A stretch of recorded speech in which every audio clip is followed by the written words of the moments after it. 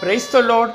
கர்த்தரும் உலக இரட்சகரும் ஆகிய ஆண்டவராகிய இயேசு கிறிஸ்துவின் இனிதான நாமத்தினாலே உங்கள் யாவரையும் அன்போடு வாழ்த்துகிறேன்.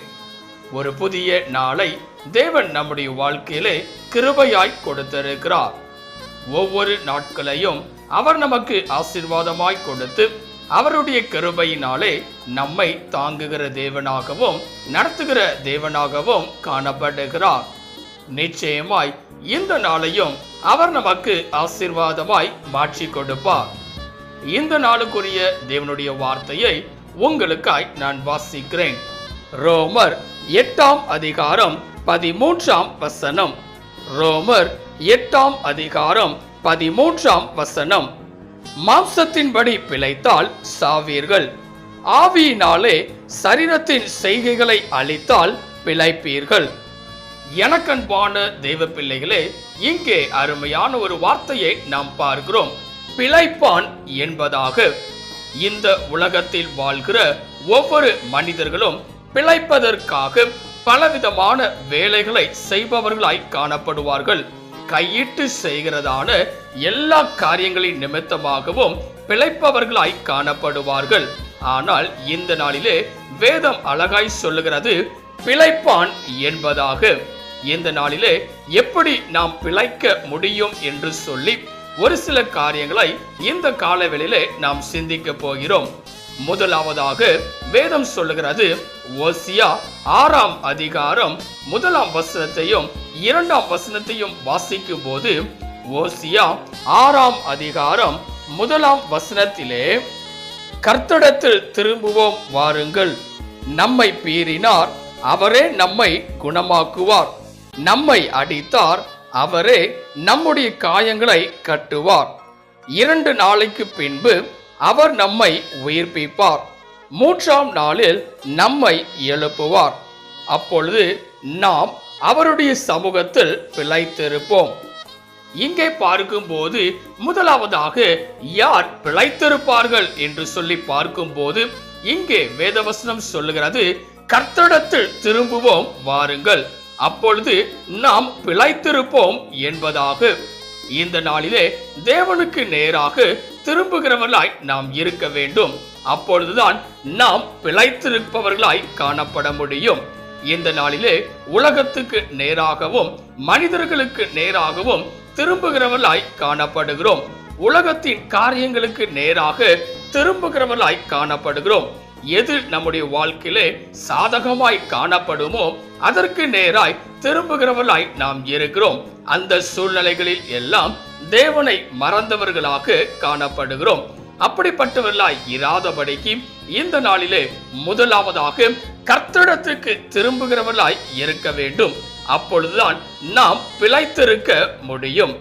இரண்டாவதாக யார் பிழைத்திருக்க முடியும் என்று சொல்லி பார்க்கும்போது வேதம் சொல்லுகிறது, ரோமர் 8ஆம் அதிகாரம் 13ஆம் வசனத்தை வாசிக்கும் போது, ரோமர் 8ஆம் அதிகாரம் 13ஆம் வசனத்திலே, மாம்சத்தின்படி பிழைத்தால் சாவீர்கள், ஆவியினாலே சரீரத்தின் செய்கைகளை அழித்தால் பிழைப்பீர்கள்.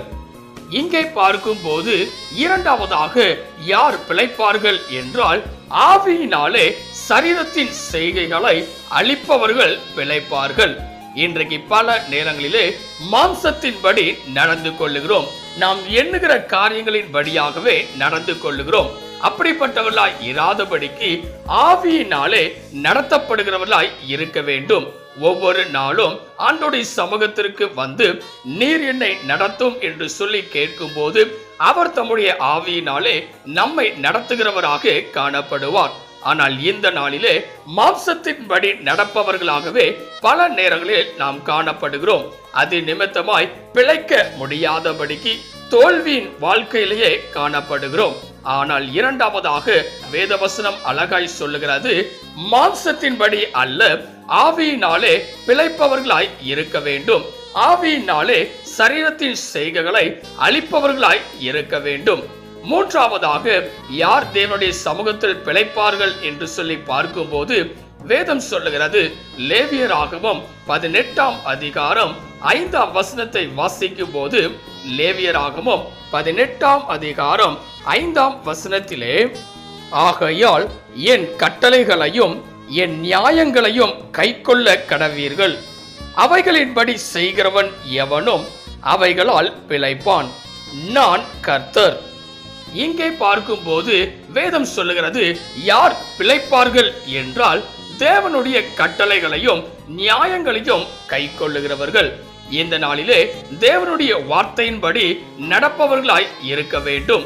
அவருடைய கட்டளைகளையும் நியாயங்களையும் கைக்கொள்ளுகிறவர்களாய் இருக்க வேண்டும்.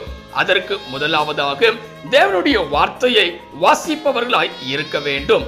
வேதாகமத்தை தியானிப்பவர்களாய் இருக்க வேண்டும். அதில் இருந்து கற்றுக்கொள்ளுகிற எல்லா காரியங்களையும் நடைமுறைப்படுத்துகிறவர்களாய் நாம் இருக்கும் போது, கை கொள்ளுகிறவர்களாய் இருக்கும் போது நாம் பிழைத்திருக்க முடியும். இங்கே வேதவசனம் அழகாய் சொல்லுகிறது, கர்த்தருடைய கட்டளைகளையும் நியாயங்களையும் கை கொள்ள கடவீர்கள், அப்பொழுது பிழைப்பீர்கள் என்பதாக. இந்த நாளிலே நம்முடைய வாழ்க்கையிலும் கூட கட்டளைகளையும் நியாயங்களையும் கை கொள்ளுகிறோமா என்பதை சிந்தித்து பார்க்க வேண்டும். அவ்வாறு நடந்து கொள்ளாமல் இருப்போமே என்றால் இந்த நாளிலே அவைகளை கை கொள்ளும் போது நிச்சயமாய் நம்முடைய வாழ்க்கையானது ஆசீர்வாதமாக காணப்படும்.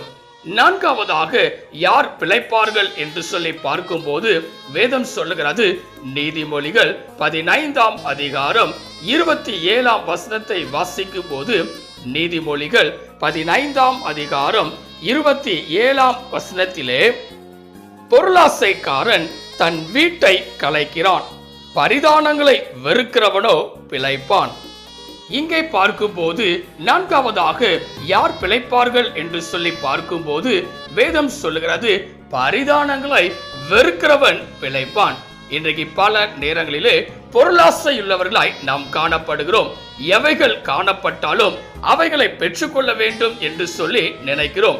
ஆசைப்படுகிற எல்லா காரியங்களும் கையில் இருக்க வேண்டும் என்று சொல்லி பொருளாசை நிமித்தமாய் காணப்படுகிறோம். அப்படிப்பட்டவர்களாய் இராதபடிக்கு பொருளாசையை வெறுக்கிறவர்களாக, பரிதானங்களை வெறுக்கிறவர்களாய் நாம் இருக்க வேண்டும். அப்படி செய்வோமே என்றால் நிச்சயமாய் பிழைப்பவர்களாய் காணப்படுவோம்.